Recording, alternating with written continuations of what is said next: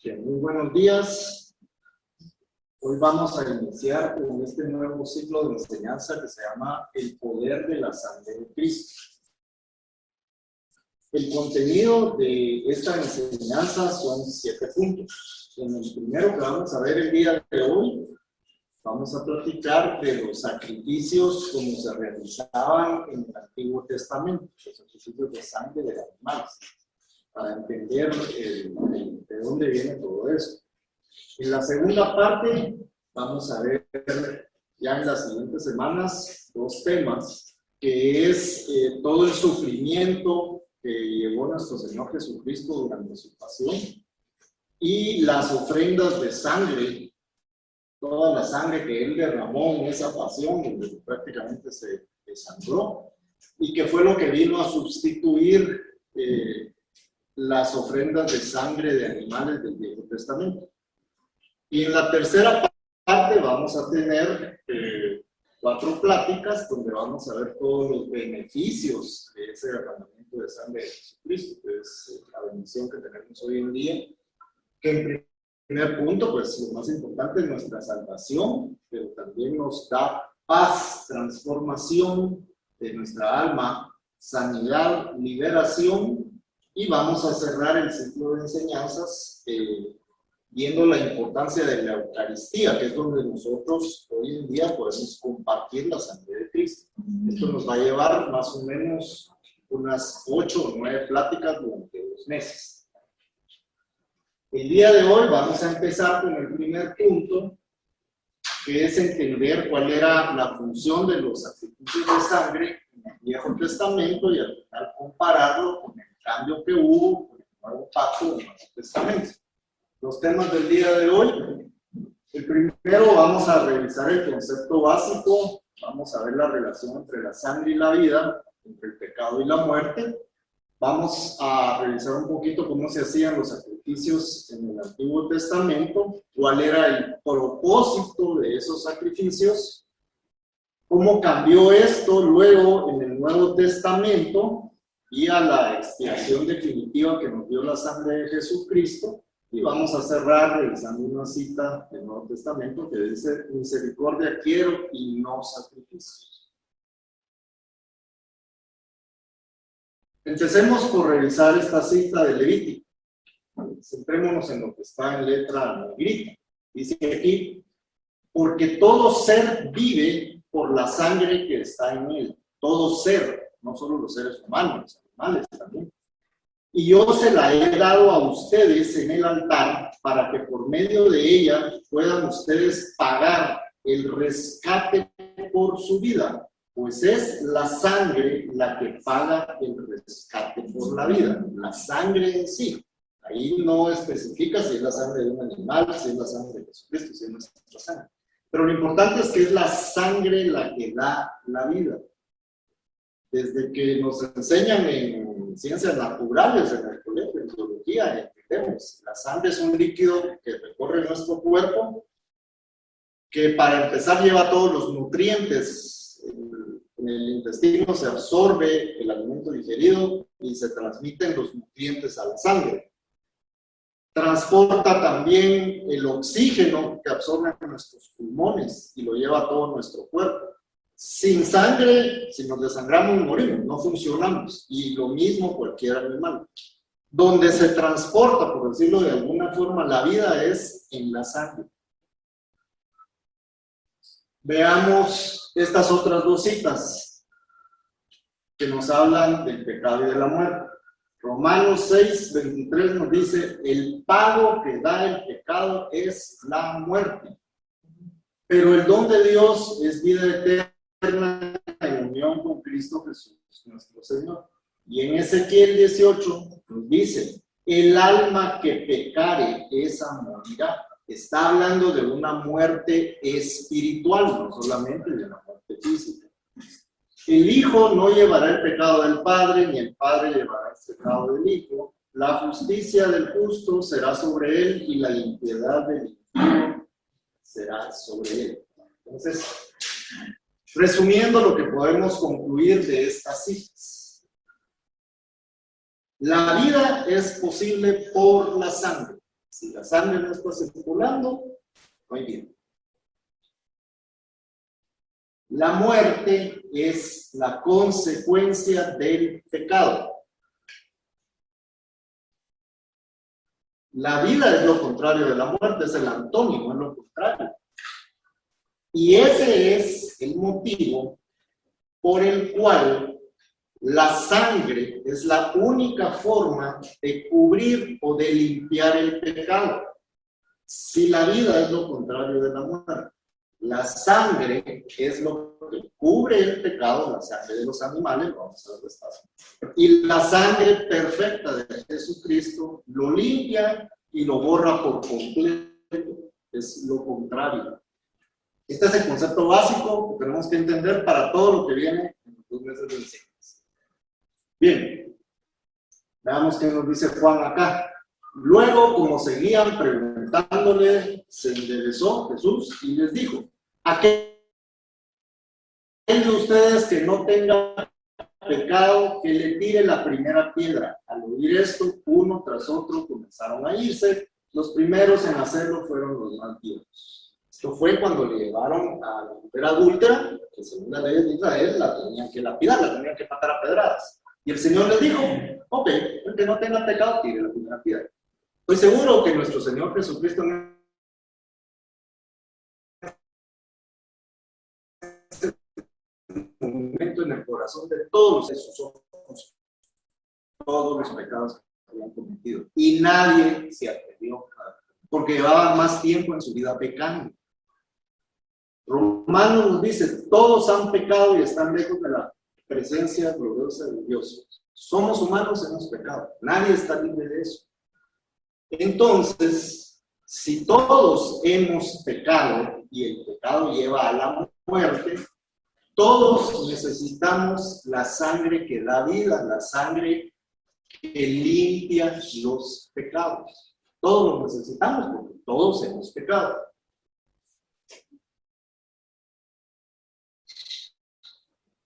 En el Antiguo Pacto o el Antiguo Testamento, la sangre de los sacrificios era la sangre de los animales. Veamos de dónde venía eso. Veamos la definición de la palabra expiar. Expiar, según el diccionario, viene del latín expiare, y significa borrar culpas, purificarse de ellas por medio de algún sacrificio, purificar algo profanado como un templo. Y en el caso de un delincuente, el diccionario dice sufrir la pena impuesta por los tribunales. En el libro de Levítico hay 7 capítulos que hablan de esto. No los vamos a ver todos aquí porque sería muy largo, pero son los capítulos del 1 al 7, si después ustedes los quieren leer en su casa despacio. Establecía varios tipos de sacrificios. La ofrenda del holocausto,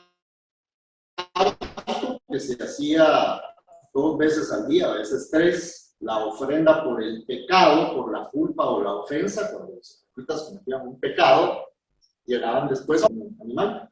También había ofrendas de paz, de acción de gracias, de votos voluntarios, no necesariamente se había cometido un pecado, pero eran agradecidos e iban a hacer sus sacrificios por agradecimiento. Y había otras de cereales, esas no eran de sangre, esas no limpiaban pecados, pero esas se hacían en agradecimiento cuando había una buena cosecha, por ejemplo. Bien, antes de pasar a ver un videíto ahí, que quiero comentar, vamos a ver algo sobre el tabernáculo. ¿Pero qué era el tabernáculo?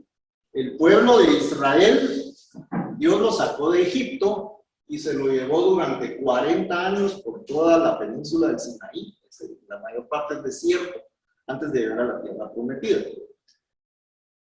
La Biblia dice que salieron 600,000 hombres de Egipto. Si ustedes hacen los números de que probablemente iban 600,000 mujeres, más los bebés, más los ancianos, se estima que era más o menos un pueblo de 1,5 millones de habitantes, que es lo que habitamos actualmente en el municipio de Guatemala, para que se tengan una idea. Y durante el camino iban acampando.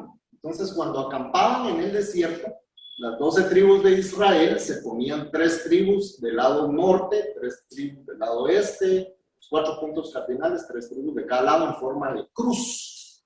Y en el centro se ponía el tabernáculo, que era un templo móvil, por decirlo de alguna forma. ¿Okay? Entonces, mientras estaban acampando ahí, tenían acceso al templo, las 12 tribus de Israel. Y en ese templo era donde se llevaban a cabo los sacrificios, que vamos a ver ahorita cómo se llevan a cabo.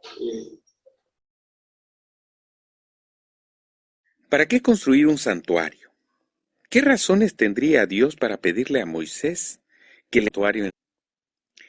En Éxodo 25:8 se presenta la respuesta que Dios da a esta pregunta. Después me harán un santuario para que yo habite entre ustedes. Con estas palabras Dios está expresando su deseo de habitar con nosotros. Cuando nos acercamos al santuario, podemos ver una cortina blanca que rodea toda la construcción. No hay ninguna puerta. Por lo tal tenemos que caminar por el costado hasta que llegamos a un extremo donde vemos una cortina que no es blanca. Esa es la puerta. Una vez que hemos pasado por la puerta, encontramos un altar, denominado así el altar del sacrificio. En este altar existe un fuego que Dios encendió el día de la inauguración del santuario.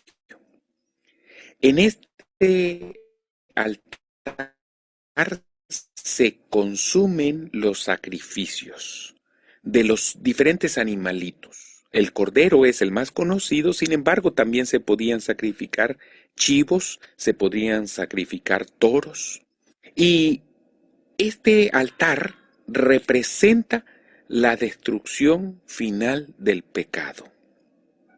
Por eso es que cada persona podría ingresar en el santuario trayendo un animalito para ser sacrificado. Porque como la misma escritura señala, la paga del pecado es la muerte. Y también afirma que todos hemos pecado, por lo tanto todos merecemos la muerte.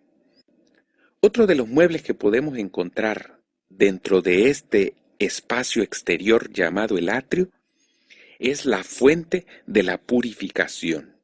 En algunas versiones de la Biblia se le conoce como el lavacro. Este era una recipiente donde se colocaba mucha agua. Esta agua se utilizaba para lavar los sacrificios antes de ser colocados en el altar y también para que el sacerdote pudiera lavar sus pies y sus manos. Es el agua de la purificación. Nadie podría entrar en la presencia de un ser santo como es Dios, estando sucio o contaminado por el polvo del pecado. Por esta razón es que nosotros tenemos que ser purificados también. Ahora que hemos sido purificados, podemos ingresar en el interior del tabernáculo, en el lugar santo. En este lugar santo existen 3 muebles. El primero es el altar del incienso. La intercesión se realizaba cada mañana y cada tarde cuando el sumo sacerdote o alguno de los sacerdotes oficiantes llegaban a este lugar, colocaban incienso, brasas encendidas del altar del sacrificio y entonces había un momento de oración, de comunión con Dios. Hay otro mueble en el lado norte, que es una mesa que tiene 12 panes, un pan por cada una de las tribus de Israel.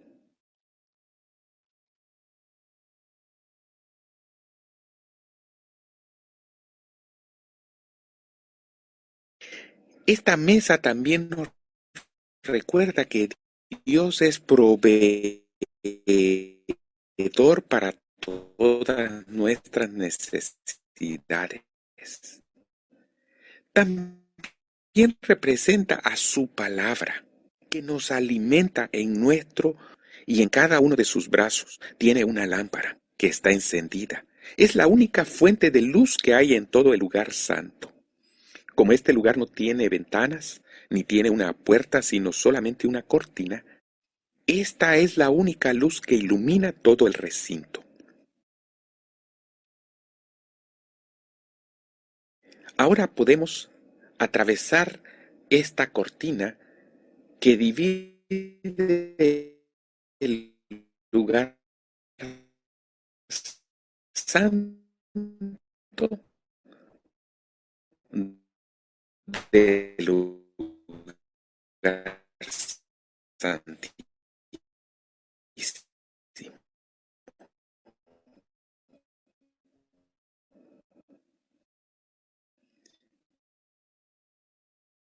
En la parte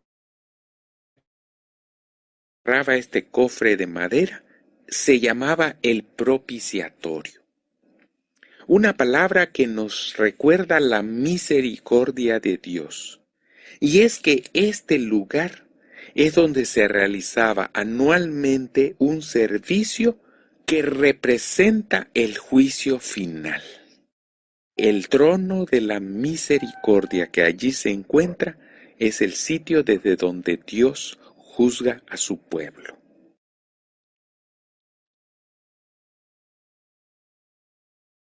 Es interesante que el día del juicio en Israel, conocido como el día de la expiación, terminaba cuando el sumo sacerdote salía hasta donde estaba el pueblo para bendecirlo con las siguientes palabras: El Señor te bendiga y te guarde.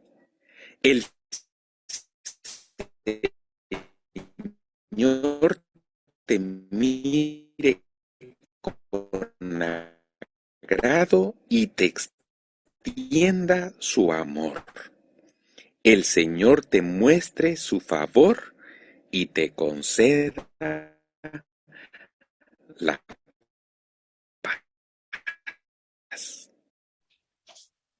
Ahí tenemos un pequeño esquema de cómo ver el video.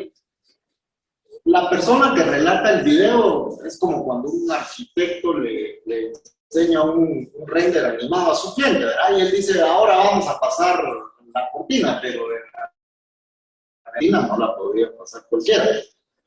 Este era el interior. Ahí solo podrían entrar los levitas, los sacerdotes, ¿ok? Donde estaba el candelabro era el lugar santo y donde estaba el arca al fondo era el lugar santísimo. Los levitas entraban a donde estaba el candelabro y el incienso, pero al lugar santísimo donde estaba el arca solo podía entrar Moisés, que era a quien Dios le hablaba directamente, y el sumo sacerdote, que era su hermano Aarón, y los sumos sacerdotes que vinieron después de Aarón, porque ahí estaba la presencia de Dios Padre. En medio de las alas de los ángeles que estaban sobre el arca, ahí era donde se manifestaba Dios Padre. En la Santísima Trinidad tenemos 3 personas.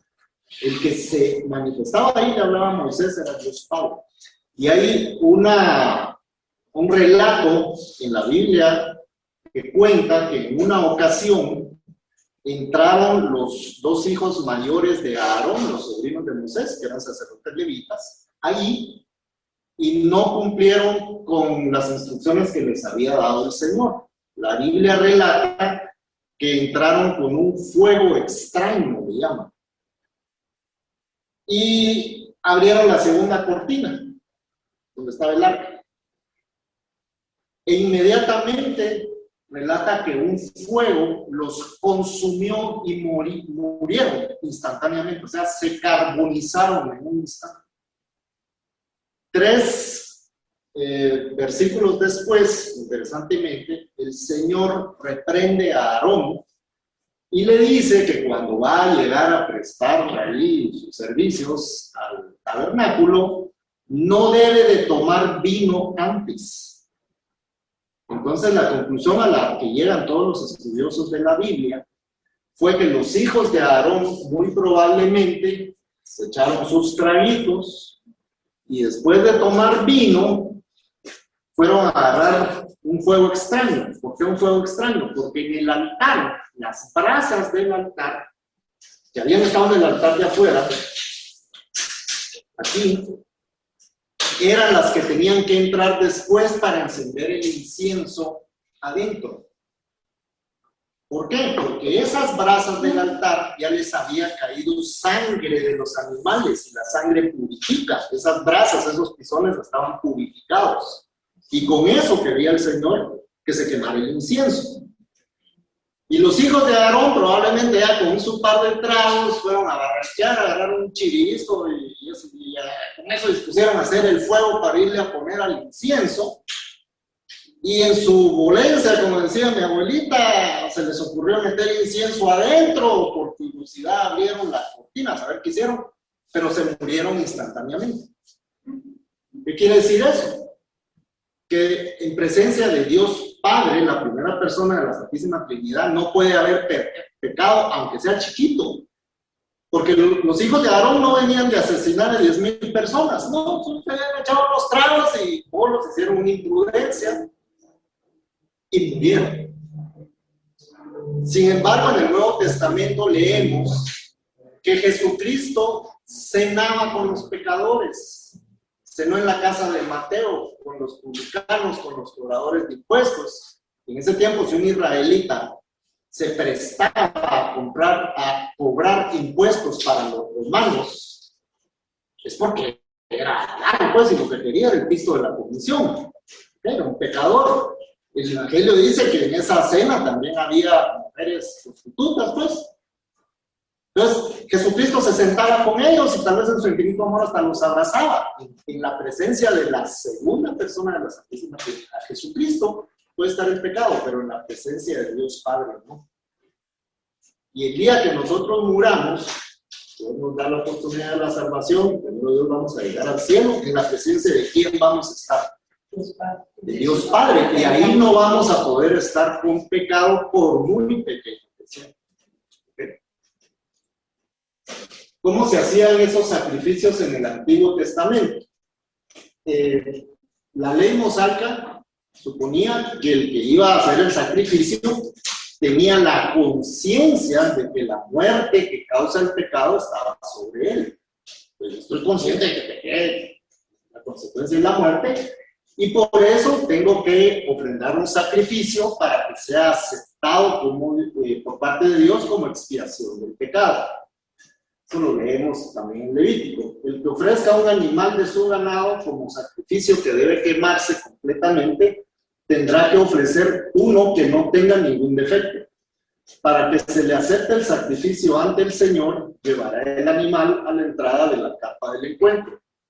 Entonces, colocará la mano sobre la cabeza del animal para que ese sacrificio que debe quemarse completamente sea aceptado y sirva para purificarlo. Tenemos un segundo videíto, por favor nos comparten el...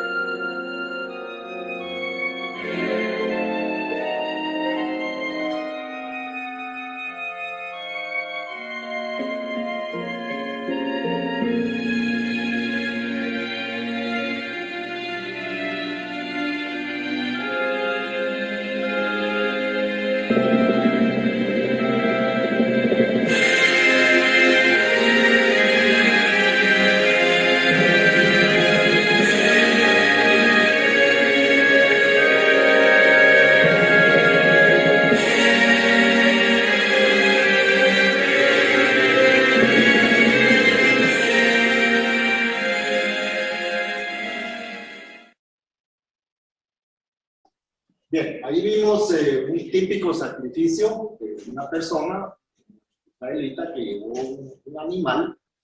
Vimos ahí, vía la sombra de esa oscuridad y la luz, cómo el pecado salió de la persona, Supuestamente entró al animalito y lo que se sacrificó fue al animal, que era el que ya tenía el pecado, y la persona, con la luz, nos va a entender el video, de que quedó limpio.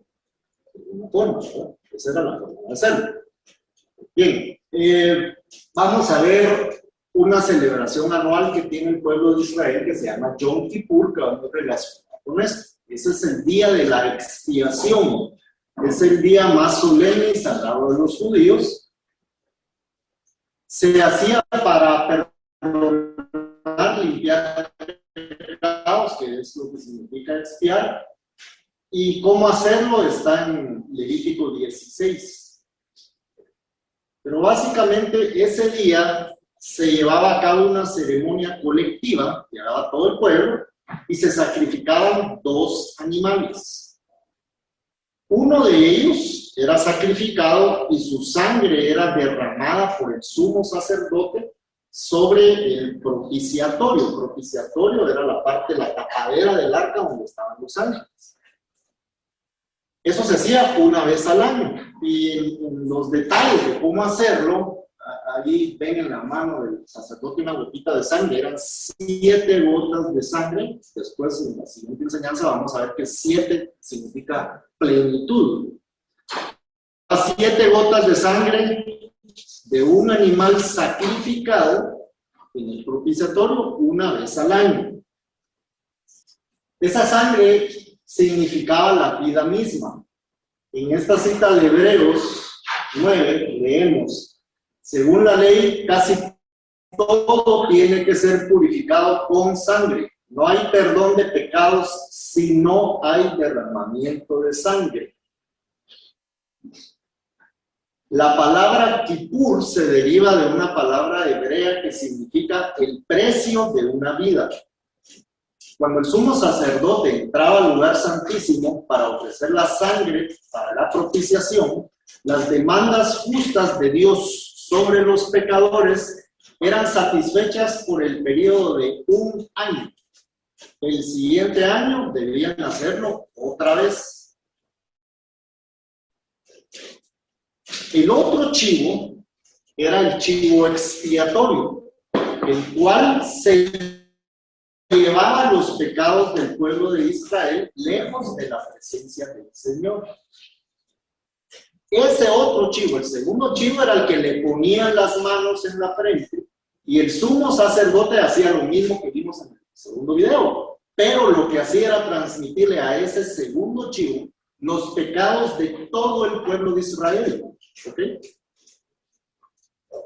Y luego ese chivo era llevado al desierto muy lejos, son más o menos 12 kilómetros de Jerusalén, se lo llevaban bien lejos. Ese chivo llevaba los pecados.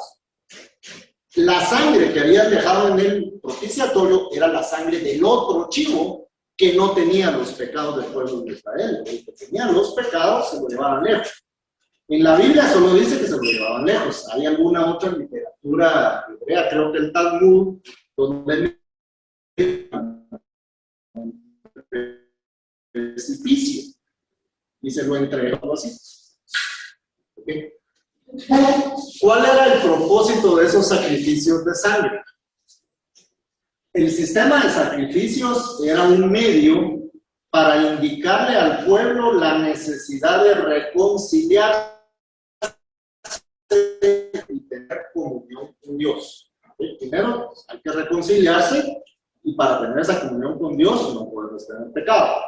Dios no quiere que el hombre permanezca separado de él, ni que muera por los pecados. Entonces, un representante, que era el animal, era el portador de la muerte del pecador. Le pasaban los pecados al animal, y al animal era el que le tocaba la muerte, no al pecador, que era el ser humano, que es la especie creada por Dios a su imagen y semejanza. Las instrucciones de Dios decían que se debía de sacrificar solamente animales de alta calidad y de valor, que les pertenecieran a ellos. ¿Okay? Pecaste, vas a traer un chivo de tu corral. Ese requisito reforzaba el mensaje del costo personal del pecado.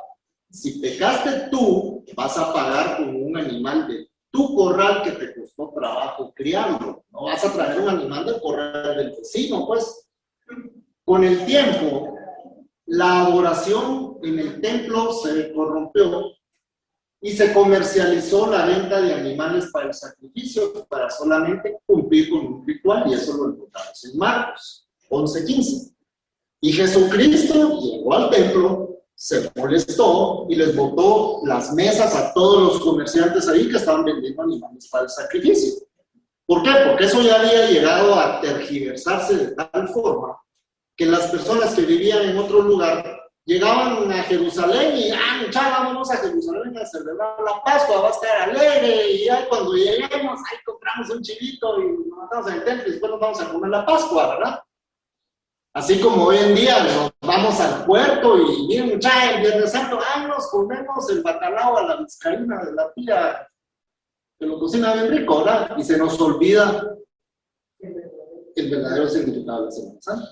Así se había vuelto eso, y eso fue lo que le molestó a Jesucristo cuando botó las mesas del templo. Porque la instrucción era: traes personalmente un chivo tuyo, el mejor que tengas y el que te costó. ¿Por qué?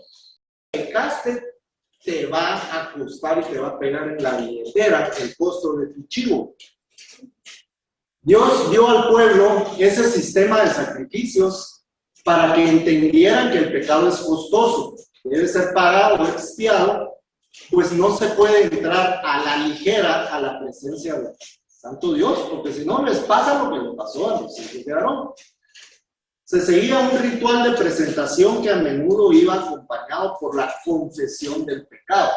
Obviamente, no solo voy a llevar el chivo y ahí mañana vuelvo a pecar, y como tengo 60 chivos, tengo para pecar 2 meses. No, la idea es pedir perdón y arrepentirse.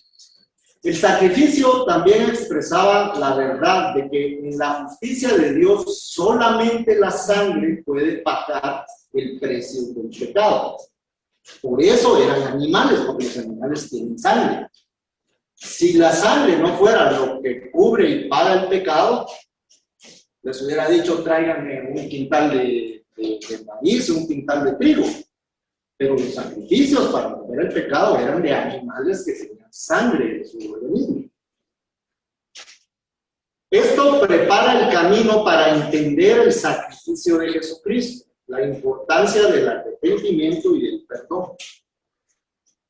Dios quería que el pueblo de Israel fuera comprendiendo vía todo este sistema de sacrificios de animales lo que iba a pasar después con el sacrificio de Jesucristo. Pero esta era una ofrenda de sangre que estaba limitada a su efectividad. Tenía que ser ofrecida una y otra vez.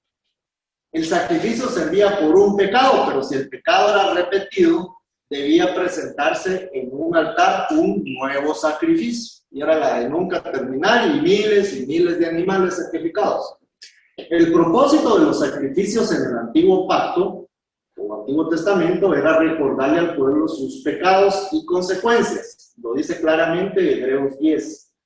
Pero estos sacrificios sirven más bien para hacerles recordar sus pecados cada año, porque la sangre de los toros y los chivos no puede quitar los pecados, no los quita, los cubre. Entonces, esto es como que ustedes tienen una empleada y le dicen: mira, fulanita, ¿te acordás que hay que barrer la sala? Y la fulanita barre, y cuando ya juntó el polvo, levanta la alfombra y mete abajo de la alfombra y lo saca. O cuando le dicen a los patojos: hay que limpiar el cuarto, y están todos los juguetes en el suelo, y como me contaba Blanca, lo que hacían era agarrar los juguetes y meterlos abajo de la cama. Eso no es limpiar el cuarto, pues. Lo que hacían estos sacrificios de animales era lo mismo, era meter el pecado abajo de la alfombra para que no lo viera Dios, porque Dios no puede ver el pecado, pero el pecado seguía ahí abajo de la alfombra. Cuando vino Jesucristo y derramó su sangre perfecta por nosotros, ya no nos metió los pecados abajo de la alfombra, ahí sí los borró de una vez y los eliminó. Esa es la gran diferencia. La palabra hebrea más usada en el Antiguo Testamento para referirse a la expiación es kafar, que significa cubrir, o sea, solo los cubrían. Los sacrificios de sangre animal cubrían el pecado ante Dios para que ya no se interpusiera en el camino del pueblo con Dios, no borraban el pecado. Hebreos 9 lo dice, todo esto es un símbolo para el tiempo presente, pues las ofrendas y sacrificios de allí se ofrecen a Dios, no pueden hacer perfecta la conciencia de los que así lo adoraban. Se trata únicamente de alimentos, bebidas, ciertas ceremonias de purificación que son reglas externas que tienen un valor solamente hasta que Dios cambie las cosas. ¿Cómo cambió Dios las cosas? Con un nuevo pacto, una nueva alianza, en el Nuevo Testamento. Este nuevo pacto tiene mejores promesas que el anterior. Jesús es el mediador del nuevo pacto, que se selló con sangre e hizo suficiente ese sacrificio, de una vez y para siempre, por lo cual somos partícipes, herederos de todas las bendiciones que vienen tras él. Nos lo dice Hebreos, a Jesús, mediador de esta nueva alianza, y a la sangre con que hemos sido purificados, la cual nos habla mejor que la sangre de Abel. El mediador, por medio del cual esta alianza se hizo efectiva, fue Jesús. ¿Por qué esta nueva alianza? Aquí hay una, Hebreos es la carta que explica esto bien detalladamente. Vamos a leer. Si la primera alianza hubiera sido perfecta, no habría sido necesaria una segunda alianza. Ahí Pablo está diciendo claramente que la primera alianza no era perfecta. Pero Dios encontró imperfecta a aquella gente, al pueblo de Israel, y le dijo, el Señor dice, vendrán días en que haré una nueva alianza con Israel y con Judá. Esta alianza no será como la que hice con sus antepasados cuando los tomé de la mano para sacarlos de la tierra de Egipto. Y como ellos no cumplieron mi alianza, la cumplieron, yo los abandoné, dice el Señor. La alianza que haré con Israel después de aquellos días será esta, dice el Señor. Pondré mis leyes en su mente, ya no en unas piedras. Las escribiré en su corazón, que es lo que hace el Espíritu Santo hoy en día con nosotros. Yo seré su Dios y ellos serán mi pueblo. Ya no será necesario que unos a otros, compatriotas o parientes, tengan que instruirse para que conozcan al Señor, porque todos me conocerán desde el más pequeño hasta el más grande. Yo les perdonaré sus maldades y no me acordaré más de sus pecados. Cuando Dios habla de una nueva alianza es porque ha declarado vieja la primera. A lo que está viejo y anticuado, poco le falta para desaparecer. Hebreos 10 continúa, porque la sangre de los toros y los chivos no puede quitar los pecados. Por eso Cristo, al entrar en el mundo, dijo a Dios, no quieres sacrificio ni ofrendas, sino que me has dado un cuerpo, el que Él entregó y sacrificó por nosotros. No te agradan los holocaustos, ni las ofrendas para quitar el pecado. Entonces dije, aquí estoy tal como está escrito de mí en el libro para hacer tu voluntad, oh Dios. En primer lugar, dice que Dios no quiere ni le agrada los sacrificios ni ofrendas de animales, ni holocaustos para quitar el pecado, a pesar de que son cosas que la ley manda hacer. Y después añade, aquí vengo para hacer tu voluntad, es decir, que quita aquellos sacrificios antiguos y pone en su lugar uno nuevo. ¿Y cuál es ese sacrificio nuevo? Juan nos relata que Juan el Bautista vio a Jesús que se acercaba a él y dijo, miren, ese es el Cordero de Dios que quita el pecado del mundo. El pueblo de Israel estaba acostumbrado para meter bajo la alfombra un pecado, sacrifica un cordero. A eso venían acostumbrados. Por eso Juan el Bautista les dijo, miren, ahí viene el Cordero de Dios que quita el pecado de todo el mundo.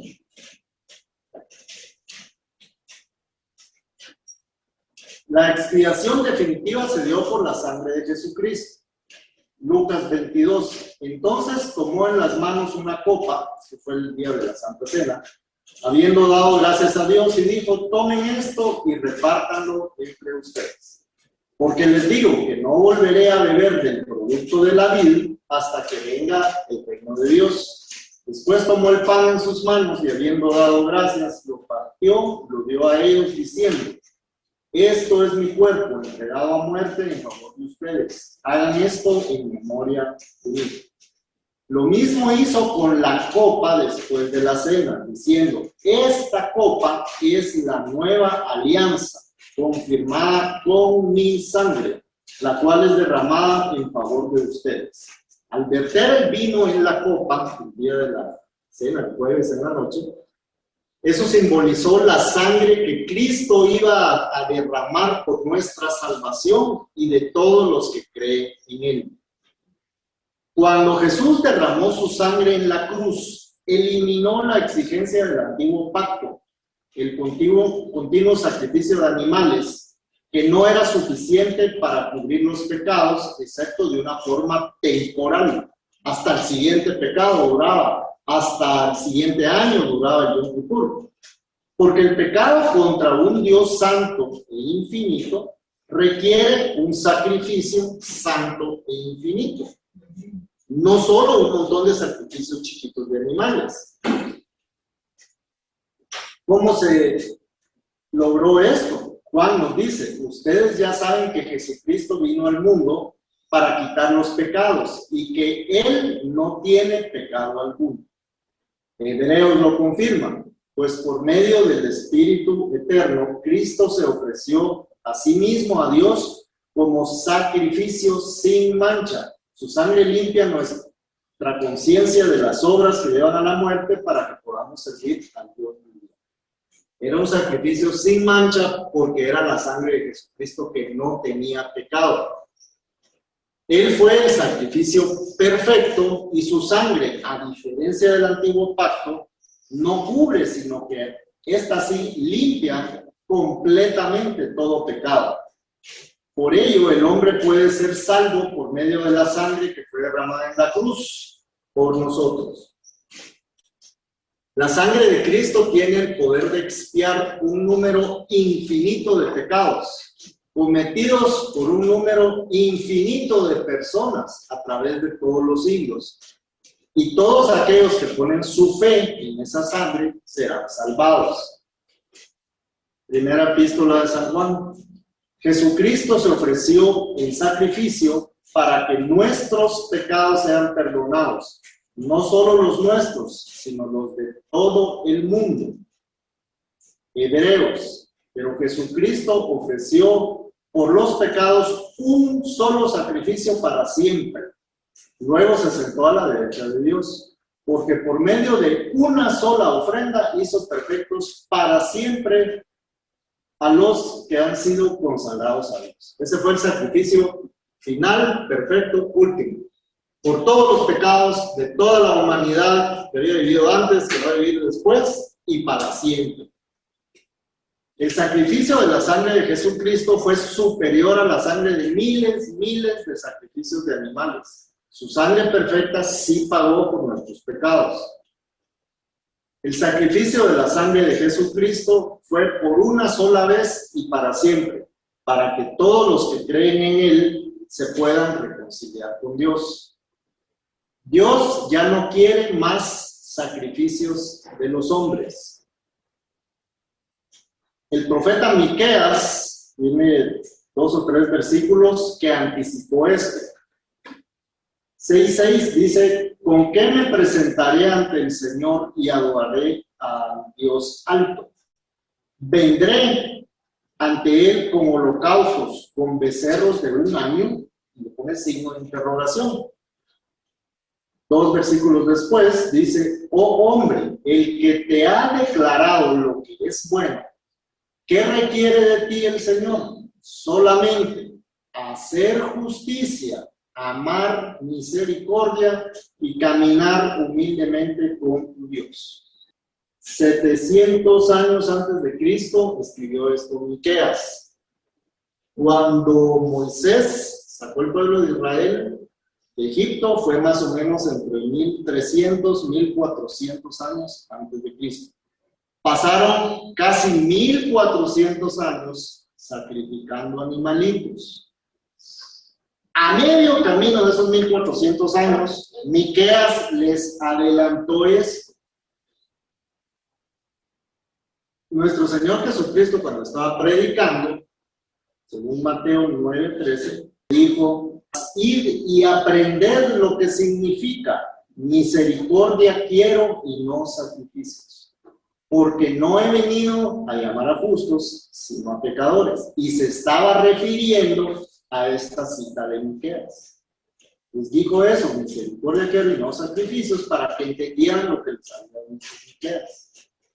¿Por qué? Porque ya había venido él se iba a sacrificar y ya no iba a ser necesario continuar con eso.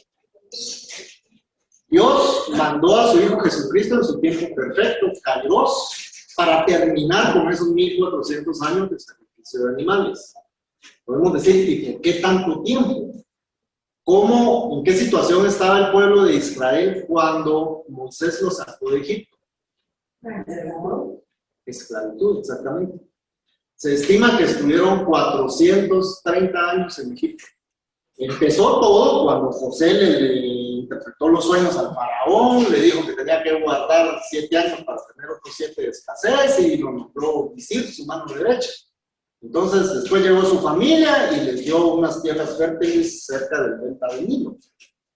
Pero el Éxodo dice que después de algún tiempo, un faraón que no había conocido a José dijo: no, muchachos, ellos ya son muchos y se van a quedar con nuestras tierras, hay que esclavizarlos. Quizás el primer faraón le dijo a su hijo antes de morir: hay que encargo que los judíos, mira, yo les ofrecí la tierra, no se las vas a quitar. Pero después de 3, 4 generaciones, probablemente ya el bisnieto de ese fue el que dijo: y yo ni conocía a ese fulano, ¿verdad? 25 años cada generación, 100, 125 años. Tal vez esos 100, 125 años la pasaron bien, pero por lo menos fueron esclavos 300 años. ¿Cómo se trataba a un pueblo esclavo en esa época? Educación, ¿ustedes creen que les daban una escuelita a los hijos de los israelitas? Nada. Comida, lo peor. Y hoy en día sabemos que si no se alimenta bien un niño de pequeño, su desarrollo intelectual después es nulo. Entonces, después de 300 años de esclavitud, ese era un pueblo hambriento, probablemente con sus cerebros poco desarrollados, esclavos, sin educación, y por eso es que tuvo que pasar 1400 años para que entendieran que no pueden estar con pecado frente de Dios, que el pecado tiene un costo, que el pecado solo se puede cubrir o limpiar con sangre, y comprendieran después, cuando vino Jesucristo, que ese iba a ser el sacrificio definitivo. Bien, la próxima semana vamos a continuar, ya que comprendimos la diferencia entre un sacrificio de animales y cuál fue el propósito de Dios en el Antiguo Testamento de establecer ese sistema de sacrificios. Vamos a continuar ya detalladamente viendo los detalles del sacrificio de Jesucristo. Los siguientes puntos es ver todo el sufrimiento de su pasión y las ofrendas de sangre de esa pasión de Jesucristo. Los invitamos realmente para el próximo viernes para seguir nuestros puntos. Muchas gracias.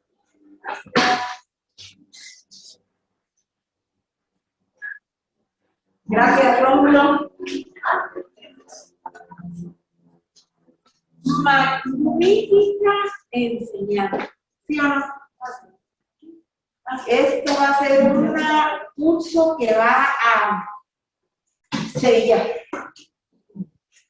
Nosotros no tenemos por dónde más que caminar el camino de salvación. Quiero pedirle a Lorena que terminemos con la canción que va a ser nuestro lema de este curso y agradecerles a todos que se hayan conectado. Hoy tuvimos 57 conectados. Para la gloria de Dios. Necesitamos reafirmar y reafirmar y reafirmar que valemos la sangre de Cristo. Amén. Cuando termine Lorena, nos desconectamos y nos vemos miércoles a las 9 de la mañana. Muchas veces llegué a pensar que el amor no existía. Los fracasos, rechazos y golpes que me da la vida me dejaron muy malos sabores y ya no quiero saber más de amores que me colman las ansias de amor, pero luego se va. Quiero un amor real que me enseñe cuánto debo de amarme, que camine conmigo, me escuche y sepa cuidarme. Y ya no viviré más de mentiras, es que Dios hoy me hace entender que una perla preciosa en sus manos Dios soy para él. En sus brazos a salvo estoy, soy de toda su mejor creación. Él me ama y fue con su sangre el precio pagó. Y ahora quien me dice que no valgo nada y la perla más preciosa a mí se compara, tengo un precio muy alto, nadie puede pagarlo, no vas a conseguirlo, valgo la sangre de Cristo.